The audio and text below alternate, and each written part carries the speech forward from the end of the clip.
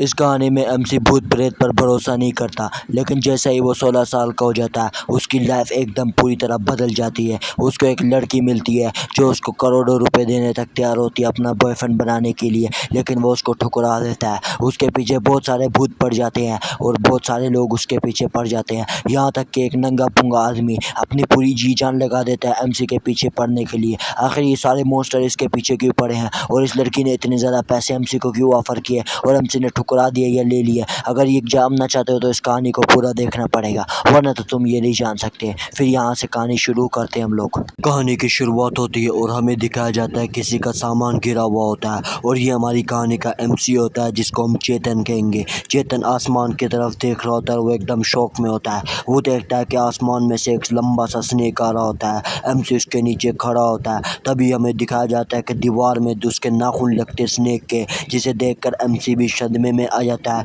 ये स्नेक बहुत ज़्यादा बड़ा होता है और ये किसी भी एंगल से स्नेक नहीं लग रहा होता।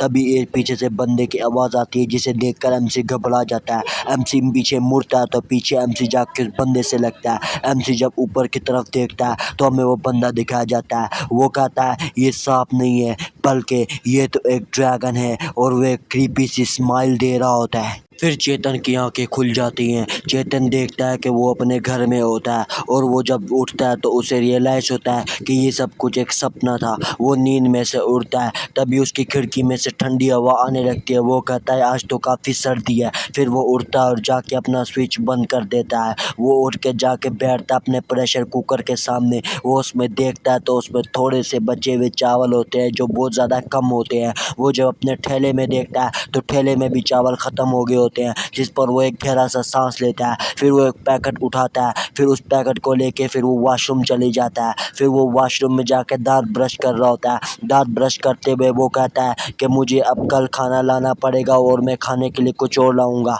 फिर वो हमें उसके घर के बाहर का सीन दिखाया जाता है। वो अपने अपार्टमेंट में से निकल रहा होता है सामान लेकर। तभी वो साइड में देखता है कि वहाँ पे एक कुत्ता होता है जो गंद में से कचरे में से कुछ खा रहा होता है। वो उस कुत्ते को बड़े गौर से देख रहा होता है। एमसी फिर बाद में जो पैकेट ले आता है उसे डस्टबिन में फेंकता है। वहाँ से एमसी कुत्ते की तरफ देखता है, फिर आगे चले जाता है। वो फिर हमें सबवे स्टोर दिखाया जाता है जहाँ पे एमसी अपनी ग्रोसरीज लेने आया हुआ होता है। एमसी अपना सामान लाता है, लेकिन तभी उसकी नज़र पड़ जाती है कुत्तों के खाने पर। वो जब उधर खाना देखता है तो उसे हाथ में पकड़ता है और जब वो उसकी प्राइस देखता है वो कहता है अबे यार ये कितना ज़्यादा महंगा है। फिर अगले ही सीन में हमें दिखाया जाता है एमसी उस कुत्ते के लिए ले आया होता है एक हॉट डॉग। देखो ये बंदा कैसे एक कुत्ते को ही कुत्ता खिला रहा है। फिर वो उसको कहते उसको ही खिला देता है, फिर वो कुत्ता उसको खाने लगता है। उसके बाद एमसी कहता है उस कुत्ते को कहता है अब से तुमने कचरा नहीं खाना, ठीक है। फिर वो वहाँ से जाने लगता है। वो कुत्ता आधा पीस नीचे गिरा देता है और वो कुत्ता एमसी को जाते हुए देखने लगता है। फिर हमें शहर दिखाया जाता है और हमें दिखाया जाता है एमसी ने अपने एयरपोर्ट्स खोल लिए होते हैं।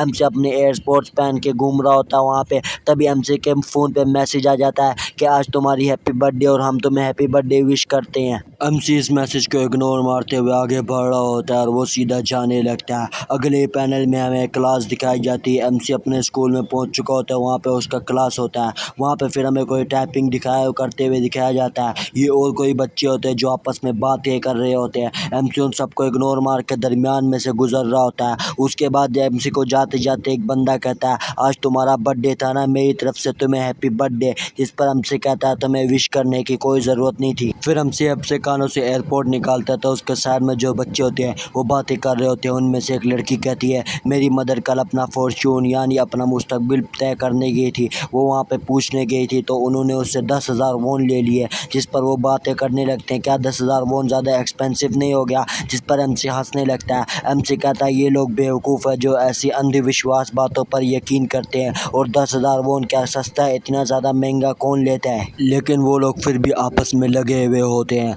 एमसी कहता है ये लोग इडियट है, अगर फ्यूचर पता लगने से कुछ होता तो लोग अपनी सेम लाइफ और सेम पर्सनैलिटी नहीं जी रहे होते। ये आखिर कितना ज़्यादा वियर्ड है, लेकिन वो बच्चे फिर भी लगे हुए होते हैं, वो बस नहीं कर रहे होते। जिस पर चेतन भैया अजीब सा मुंह बना लेता है। चेतन भैया कहता है कि मुझे मेरे पास कहने के लिए तो बहुत कुछ है, लेकिन मुझे अपने तक ही रखना चाहिए। तभी चेतन भैया के पीछे से एक बंदा आता है और वो उसको कस के चपेट मार देता है। चेतन भैया उसको गाली निकालता है और कहता है ये क्या कर रहे हो। जिस पर वो बंदा कहता है मैं तुम्हारा हैप्पी बर्थडे मनाना चाहता था, मुझे पता नहीं था तुम्हें क्या पसंद होगा, इसलिए मैं ये लाया हूँ, मैं तुम्हारे लिए बर्थडे बन लाया हूँ। जिस पर चेतन भैया कहता है आखिर तुम पागल हो क्या, बर्थडे पे बन कौन लेके आता है, सच में ये बंदा पागल है। तभी चेतन का दोस्त चेतन को कहने लगता है, चेतन आजकल के सेंस तुम्हें पता ही नहीं, आजकल का ट्रेंड है, हम ट्रेंडिंग बन देते हैं एक दूसरे को, तुम क्या जानोगे, तुम्हें तो इस बात का कोई सेंस ही नहीं है। फिर MC जोन सा होता है चेतन भैया, वो सबको वहाँ पे बन देने लगता है, वो कहता है ये लो बन खाओ सारे, फिर सारे उसको बन लेके उसको शुक्रिया करते हैं।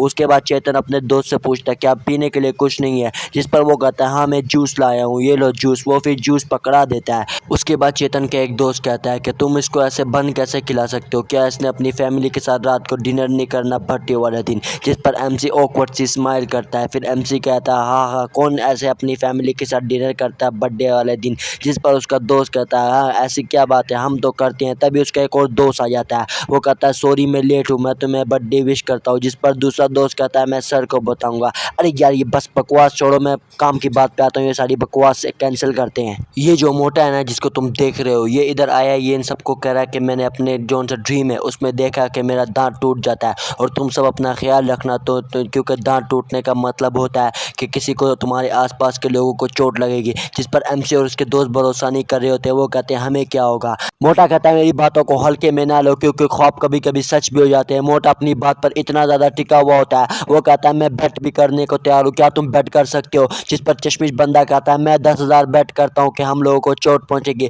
जिस पर आसपास उसके दोस्त कहते हैं क्या तुम मजाक कर रहे हो। और अभी अगले ही पैनल में वो चेतन को पंच जड़ देता है, वो कहता है मैं 10,000 बेट करता हूँ कि चेतन को चोट पहुंचेगी। फिर उधर जो से उसके दूसरे दोस्त हैं वो सब भी एक्साइटेड होकर चेतन को मारने लग जाते हैं, सब कहते हैं हम भी बेट करेंगे, हम भी बेट करेंगे। वो चेतन को मार रहे होते हैं, चेतन वहां से दौड़ के जा रहा होता है, तभी उनके सामने एक झाड़ू सा आ जाता है, झाड़ू लेके दूसरा दोस्त खड़ा होता है जो चेतन का दोस्त होता है, वो कहता है मैं $50,000 मैं उधर बेट करूंगा कि चेतन को चोट नहीं पहुंचेगी। वो चेतन को कहता है तुम यहाँ से चले जाओ, मैं इन सबको संभाल लूंगा। वहां से फिर दरवाजा खोल के चेतन बाहर चला जाता है। चेतन कहता है ये बहुत ज्यादा पैसे लगा रहे हैं, आखिर ये बेट क्यों लगा रहे हैं। तभी चेतन के साथ एक लड़की टकरा जाती है, जिसके बहुत सारे कार्ड नीचे गिर जाते हैं। वहां से चेतन उससे फिर माफी मांगता है और उसका सामान उठाने लगता है। चेतन जब नीचे देखता है तो वो देखता है उन कार्ड में अजीब अजीब से सिंबल और चीजें बनी हुई होती है। वो उससे माफी मांगता है और फिर वो उसको सारे कार्ड दे देता है। वो कहता है ये लो तुम, मैंने जितनी भी चीजें बिखेरी थी मैं तुम्हें वापस दे रहा हूँ।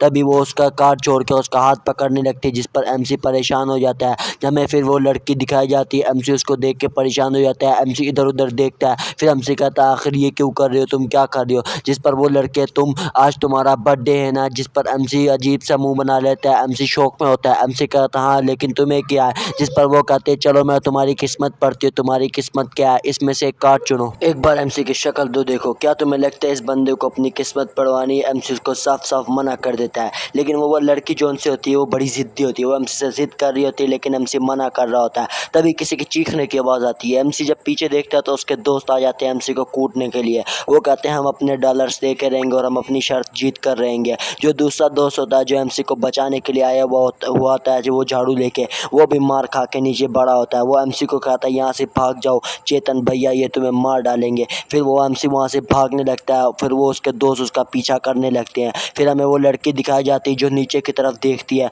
नीचे उसको उसका कार्ड दिखाई देता है। जब वो कार्ड उठाती है तो ऊपर एक अजीब सा बंदा और घोड़ा बना हुआ होता है और नीचे लिखा होता है मौत। तभी उस लड़की की सहेलियाँ पीछे से आती है और उस लड़की को बुला के अपने साथ क्लास में ले जाती हैं। फिर हमें क्लास का सीन दिखाया जाता है। क्लासरूम में MC जो होता है उसके साथ एक लड़का भी बैठा हुआ होता है।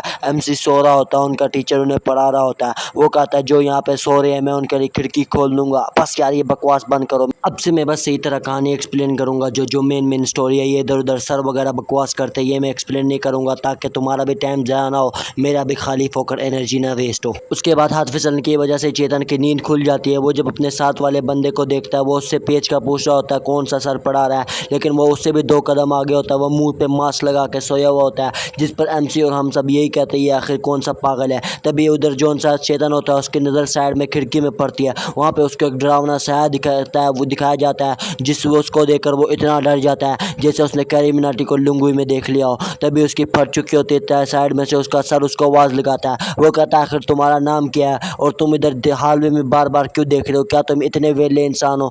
एमसी कहता है सर मैं तो इधर वैसे ही देख रहा था। जब वो उस तरफ देखता है तो उधर जो सा मोस्टर होता है वो गायब हो चुका होता है। एमसी कहता है क्या मैंने कुछ गलत तो नहीं देख लिया? जिस पर उसका सर कहता है चलो छोड़ो, उसके साथ में जो बंदा है सब बच्चों उसकी तरफ देखो, इससे बड़ा नमूना तुमने आज तक नहीं देखा होगा, इस नमूने को एक बार अच्छी तरह देख लो, ऐसे मौके रोज़ रोज़ नहीं मिलते। फिर एमसी क्लास ख़त्म होने के बाद बाहर आता है, फिर एमसी बाहर के इलाके को देखता है। फिर एमसी कहता है क्या मैंने कुछ गलत तो नहीं देख लिया था? तभी एमसी के पीछे एक बंदा आता है और वो उसको कस के एक कोनी मारता है। फिर एमसी के सर में दर्द होता है। एमसी कहता है आखिर तुम्हारे साथ मसला क्या है? तभी पीछे में दिखाया जाता है ये सस्ता बीटीएस होता है। सस्ता बीटीएस एमसी से कहता है क्या तुम मुझे भूल गए और तुम मेरे साथ ऐसे बात क्यों कर रहे हो? जिस पर एमसी की थोड़ा डर जाता है, जिस पर वो सस्ता बीटीएस कहने लगता है चलो तुम अपने बाल सही कर लो, मैं ये प्रेटेंड भी नहीं करना चाहता कि मैं तुम्हें जानता हूँ। जिस पर एमसी कहता है तो मुझे प्रेटेंड नहीं करो ना साले। फिर वो एमसी की मन की बात पढ़ लेता है। वो फिर एमसी से लड़ाई करने लगता है। फिर इन दोनों की वैसी तू मैं होती है जैसे बच्चों की होती है।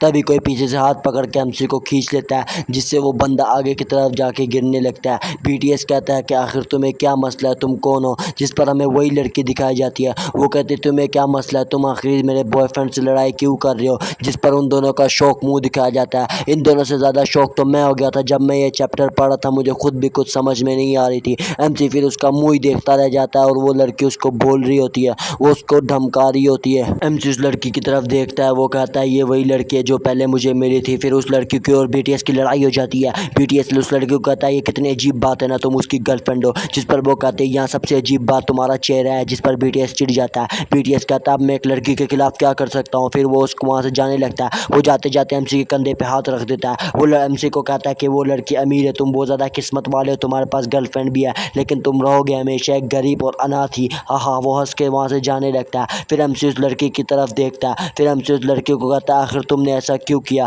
फिर एमसी अपना हाथ उससे छुड़वाता है। एमसी कहता है क्या तुम्हें किसी ने पनिशमेंट दी थी मुझे ऐसे प्रपोज करने की? तुम आखिर मेरे पीछे क्यों पड़ी हो? अगर उसने ऐसे रूमर्स फैला दिए, उसने बातें फैला दी तो हम क्या करेंगे? जिस पर वो लड़की कहती है मैं चाहती यही हूँ कि वो बातें फैलाए। फिर वो एमसी को कहते हैं चलो हम डेट करते हैं। जिस पर एमसी मना कर देता है। जिस पर वो उसके सामने भीख मांग रही होती है। वो क्यूट सी शक्ल बना लेती है। एमसी कहता है आखिर ये ऐसा कैसे कर सकती है? इसको ज़रूर किसी ने पनिशमेंट दी होगी, इसीलिए ये ऐसा कर रही है। एमसी इस लड़के को कहता है सॉरी मुझे मना करना पड़ेगा और वहाँ से जाने लगता है। वो अचानक से एक सन्नाटा हो जाता है और हमें उस लड़की की अजीब सी आंखें दिखाई जाती है। कुछ तो खिचड़ी पकड़ी और ये खिचड़ी तुम बहुत जल्दी खाने वाले हो। उसके बाद वो लड़की हर जगह एमसी का पीछा करती है। वो उसके क्लासरूम में, उसके दोस्तों के सामने, यहाँ तक कि उसके खाने के टेबल में उसके पास आती है और सबके सामने उसका नाम लेके उसको बुलाती है। यहाँ तक कि वो उसको गिफ्ट्स भी देने लगती है। जिस पर उसका दोस्त होता है वो एमसी को कहता है चलो तुम्हें कुछ भी छुपाने की ज़रूरत नहीं है, जल्दी से हमें भी बता दो तुम उसको डेट कर रहे हो ना? जिस पर एमसी मना कर देता है। अगले दिन से तो सारे ही फ्री हो जाते हैं। सारे कहते हैं कि तुम्हारी गर्लफ्रेंड आगे देखो।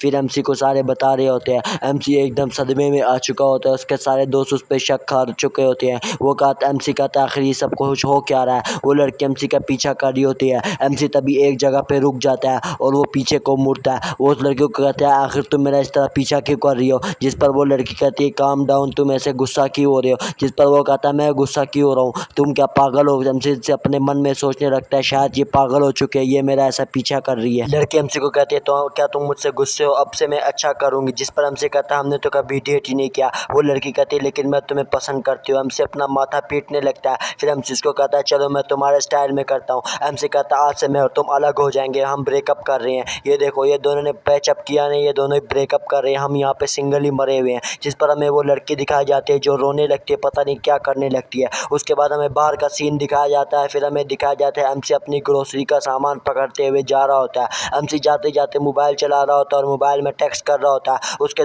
सारे दोस्त उसको उसी लड़की के नाम से छेड़े होते हैं और एमसी तंग आ चुका होता है। एमसी उन सबको गालियाँ देता है। फिर एमसी अपनी फ्रस्ट्रेशन उन सब पे निकालता है। फिर एमसी कहता है चलो मैं अब इनका कर भी क्या सकता हूँ। फिर एमसी वहाँ से अपने घर की तरफ जाने लगता है, लेकिन घर जाते जाते उसको नजर आता है वही कुत्ता, सफ़ेद कुत्ता जो कचरा खा रहा था। एमसी कहता है ये तो वही कुत्ता है ना जो कचरा खाता है मेरे घर के सामने। फिर एमसी उसको देखता है, फिर वहाँ से इग्नोर मार के चला जाता है आगे को। फिर एमसी अपने घर में ऊपर जाता है, सीढ़ियों पे चढ़ के अपने घर पे चढ़ जाता है। वो अपनी सीढ़ियों पे देखता है तो वहाँ पे अंधेरा छाया हुआ होता है क्योंकि बारिश बाहर हो रही होती है। एमसी थोड़ा डरते हुए अंदर चला जाता है अपने घर में। अपने घर में जाके एमसी अपना कोट उतारता है। फिर हमें एमसी की खिड़की से उसका व्यू दिखाया जाता है। एमसी को इतनी खास जगह पे नहीं रहता है, एक खंडर जैसी जगह पे रहता है जो कचरे वाली साइड पे है। एमसी भी हमें शक्ल से तंग आ रहा होता है। फिर एमसी के घर के बाहर बारिश होती है। अगले सीन में हमें दिखाया जाता है एमसी एमसी ने उस कुत्ते को घर पे ले आया होता है और उसको ब्लो ड्राई मार रहा होता है। एमसी तो बड़ा दयालु है, ये कुत्तों को भी अपने घर पे रखता है। एमसी को कॉल करना पड़ेगा, ये मेरे दोस्त को भी अपने घर पे रख ले, मेरे दोस्त का भी कोई ठिकाना नहीं है। इस कुत्ते को मैं मेरा दोस्त कहूँगा क्योंकि ये मेरे दोस्त जैसा और इसकी हरकतें भी वैसी है।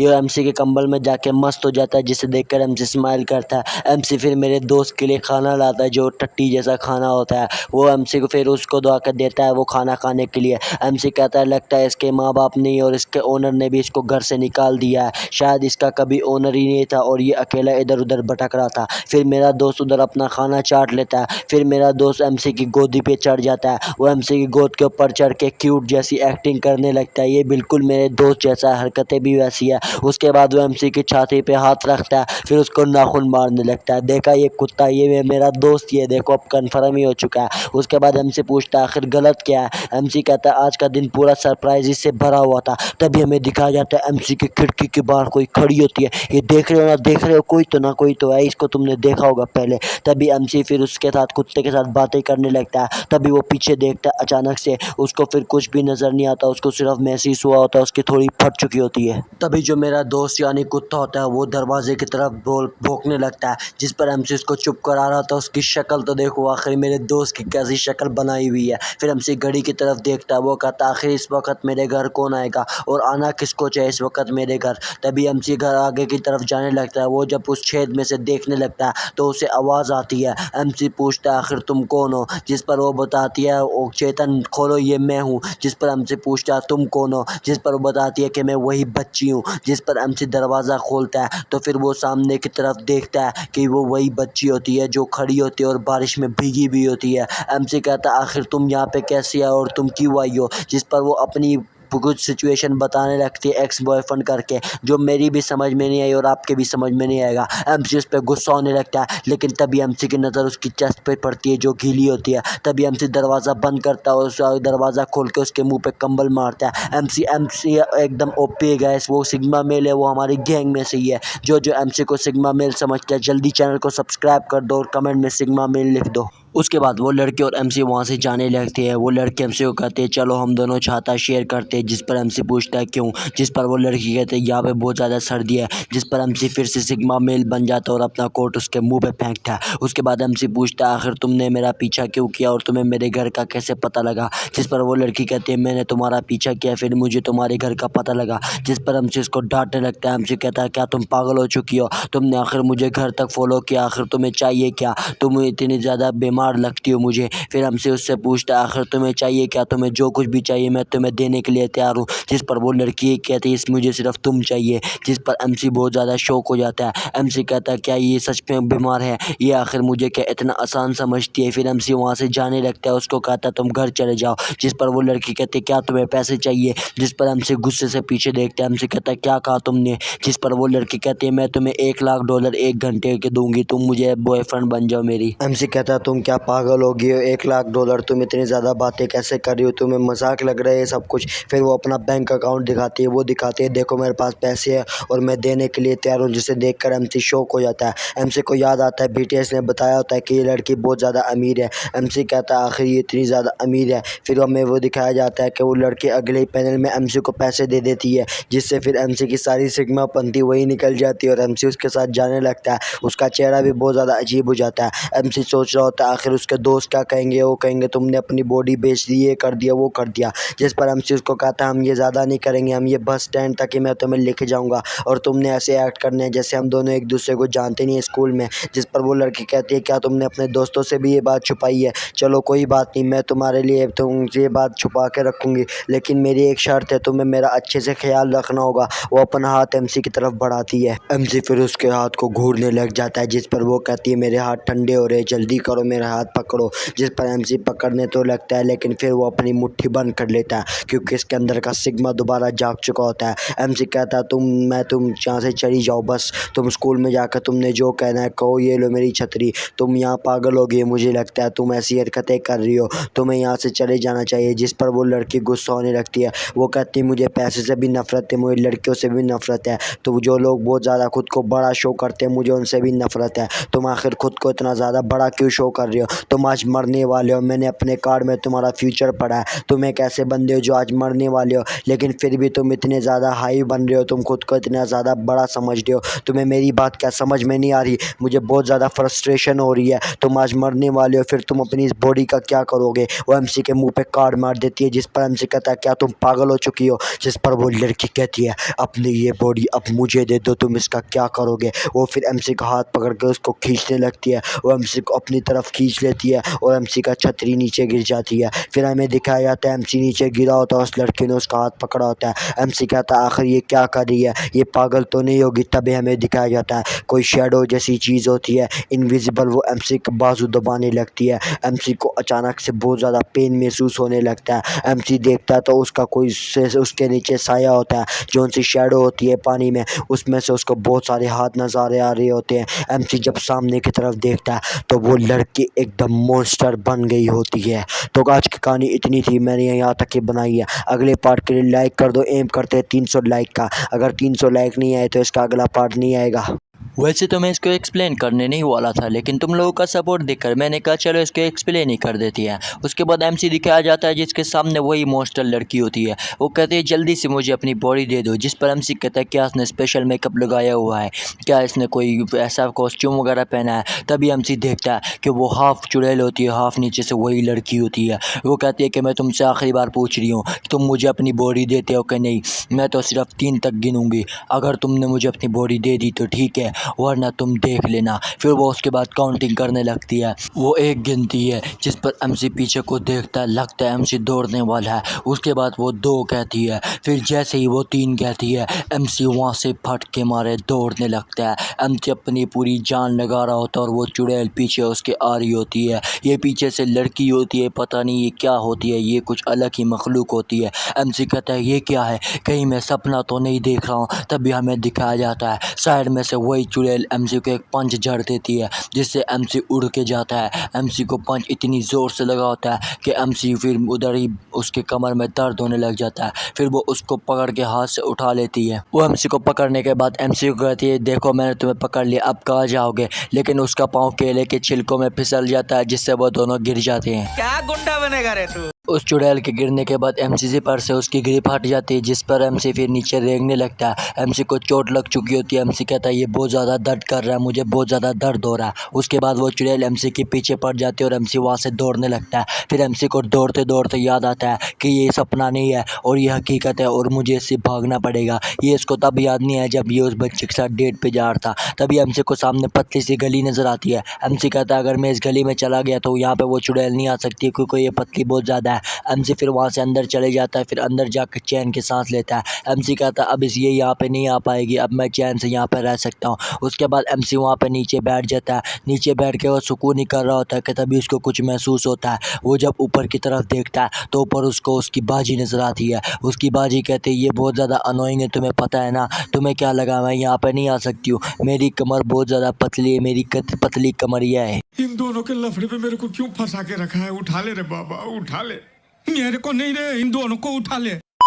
एमसी वहाँ से दौड़ने की कोशिश करता है, लेकिन एमसी फिर उसकी टांगों में दर्द महसूस होता है। एमसी कहता है मेरी टांगें अब चल नहीं सकती। तभी पीछे से हाथ आने लगते हैं एमसी की तरफ। वो चुड़ैल एमसी को कहती है मेरा बेचारा बच्चा, तुम्हारे पास कोई माँ भी नहीं है, कोई बाप भी नहीं है, और तुम एक बेसमेंट में रहते हो और तुम दूसरों को ये बताने में तुम्हें बहुत शर्म आती है। जिस पर एमसी चुप हो जाता है। एमसी कुछ बोल भी नहीं पा रहा होता। हमें एमसी की कमर दिखाई जाती है जो बहुत ज़्यादा ज़ख्मी होती है। उसके बाद एमसी चीखने पुकारने की कोशिश करता है, लेकिन वो चुड़ैल कहती है कि तुम्हारा तो इस दुनिया में कोई भी नहीं है, तुम्हें बचाने के लिए भी कोई नहीं आला, तुमने किससे उम्मीद रखनी है? अब ज़्यादा तुम मुझे परेशान मत करो और तुम अपनी बॉडी जल्दी से मुझे दे दो। जिस पर एमसी अपना हाथ छुड़वा के वहाँ से भागने लगता है। जिस पर वो चुड़ैल उसको पकड़ने लगती है, वो उसको गालियाँ दे रही होती है। वो कहती है आखिर अपनी बॉडी मुझे क्यों नहीं दे देता, इसने करना क्या इस बॉडी का? वो एमसी को कहती है तुम चुपचाप अपनी बॉडी मुझे दे दो, मैं तुम्हें मारूंगी नहीं, क्या मैंने तुम्हें कहा था मारूंगी? मैं इस लड़की की तरह तुम्हारा ध्यान रखूँगी। दूंगी, अपनी बॉडी मुझे दे दो। लेकिन एमसी वहाँ से दौड़ने लगता है, वो एमसी के साथ दौड़ती है और एमसी का बाजू पकड़ लेती है, लेकिन एमसी का बाजू पूरी तरीके से टूट जाता है। एमसी भी शौक में आ जाता है, वो सामने की तरफ गिर जाता है।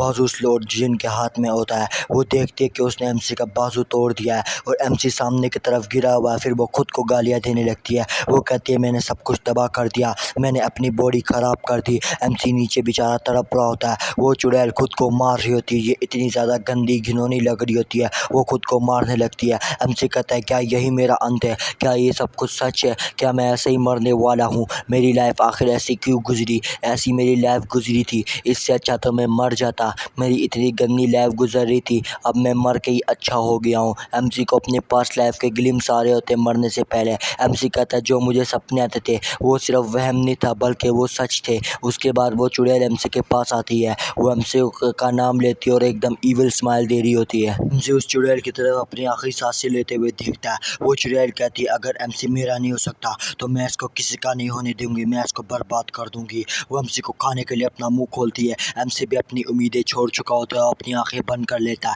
तभी बारिश की बूंदें दिखाई जाती है और हमें किसी कुत्ते के पाँव दिखाए जाते हैं और ये वही हीरो कुत्ता होता है जिसको एमसी ने खाना खिलाया होता है, जो मेरा दोस्त होता है। ये आता है और एकदम स्लैश कर देता है दरमियान में से उस चुड़ैल को। फिर वो ट्रांसफॉर्म होके एक हीरो सा बन जाता है, एक महान योद्धा जो एमसी को बचाने के लिए आता है। वो फिर उस मॉन्स्टर को मारने के बाद एमसी के सामने आता है, फिर वो पीछे एमसी की तरफ मुड़ जाता है। वो एमसी को कहता है आज के दिन तुम्हारा जन्मदिन है, तुम्हारा जन्मदिन मुबारक हो, मेरे डिसेंडेंट और मेरे पूर्वज हूँ मैं तुम्हारा। ये कोई देखा हुआ कैरेक्टर लग नहीं रहा तुम्हें? और ये एमसी से ज़्यादा हॉट क्यों है? एमसी इस कहानी का मेन कैरेक्टर है और ये ज़्यादा ही खतरनाक लग रहा है एमसी से।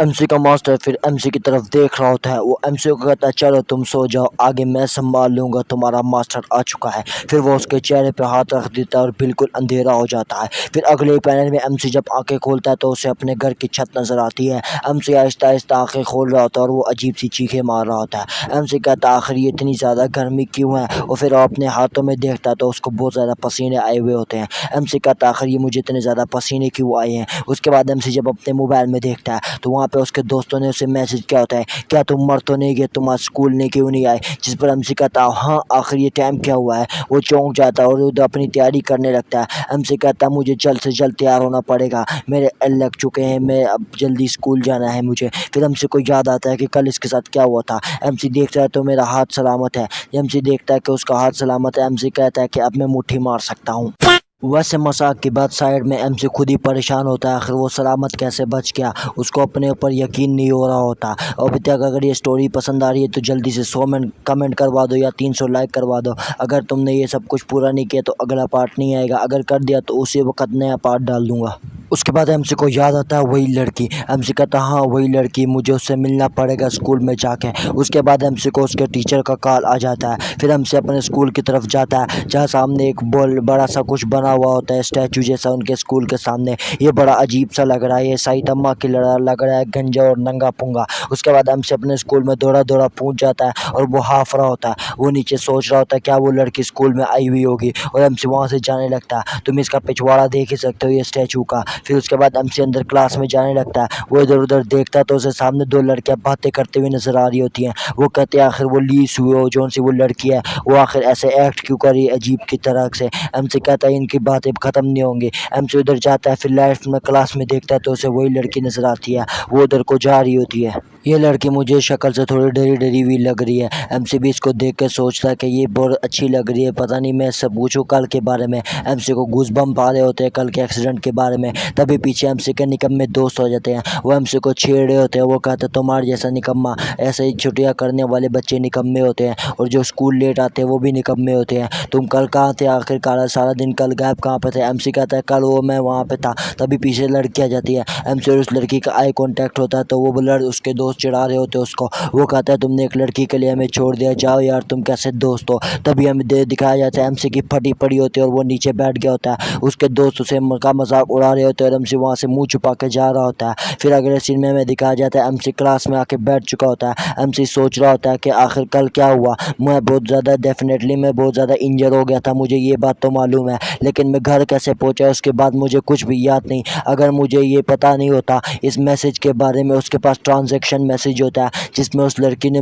उसको वो पैसे भेजे थे, मैं जैसा कि मैंने आपको पिछले पार्ट में बताया था। एमसी कहता अगर ये मैसेज ना होता तो मैं कभी यकीन भी ना करता कि मेरे साथ ऐसा कुछ हुआ है। एमसी कहता है क्या मुझे उस लड़की से पूछ लेना चाहिए? नहीं, मुझे नहीं पूछना चाहिए, उसका बाजू ठीक हो गया था। जब तक कुछ भी गलत नहीं होता मुझे उससे नहीं पूछना चाहिए। अगले पैनल में हमें वहीं से फिर कट हो जाता है। फिर हमें दिखाया जाता है जो एमसी की प्रिंसिपल होती है वो एमसी को कहते हैं तुम्हारा कोई मसला तो नहीं? एमसी कहता है नहीं, मैं बस ज़्यादा सो गया था इसलिए लेट हो गया। फिर वो कहती है चलो तुम क्लास में चले जाओ और आइंदा छुट्टी मत करना। एमसी कहता है फिर बाहर आ जाता है। एमसी कहता है आज तो मैंने कुछ ज़्यादा ही क्लासें बंक कर ली, आज मेरा टाइम ज़ाया हो गया। एमसी वहाँ से जाने लगता है, लेकिन तभी उसके पीछे वही लड़की आ जाती है जो एमसी को कहती है मेरी बात तो सुनो ज़रा। जिस पर एमसी कहता है आखिर तुम यहाँ पे क्यों आई हो? क्या लोगों को ढूंढना तुम्हारा काम है और तुम्हें पसंद है लोगों को स्टॉक करना? जिस पर वो कहते हैं सॉरी, मैं बस तुम्हें सॉरी करने आई थी और मैं तुमसे कल के बारे में बात करने आई थी। जिस पर एमसी कहता है क्या तुम अच्छे से एक्ट नहीं कर सकते नॉर्मली? फिर एमसी इधर उधर देखने लगता है, उसकी फटी पड़ी होती है,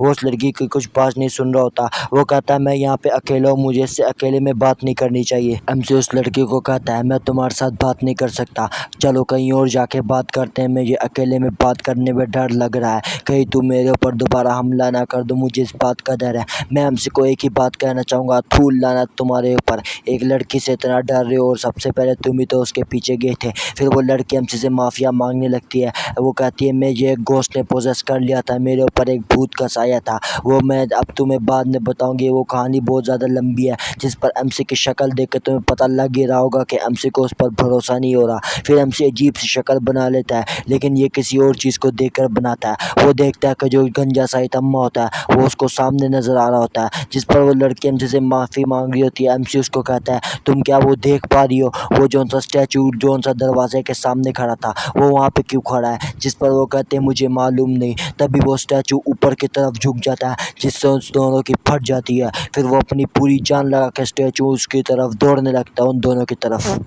एमसी और वो लड़की फिर डर के मारे वहाँ से भागने लगते हैं, वो पूरी जान लगा के भाग रहे होते हैं।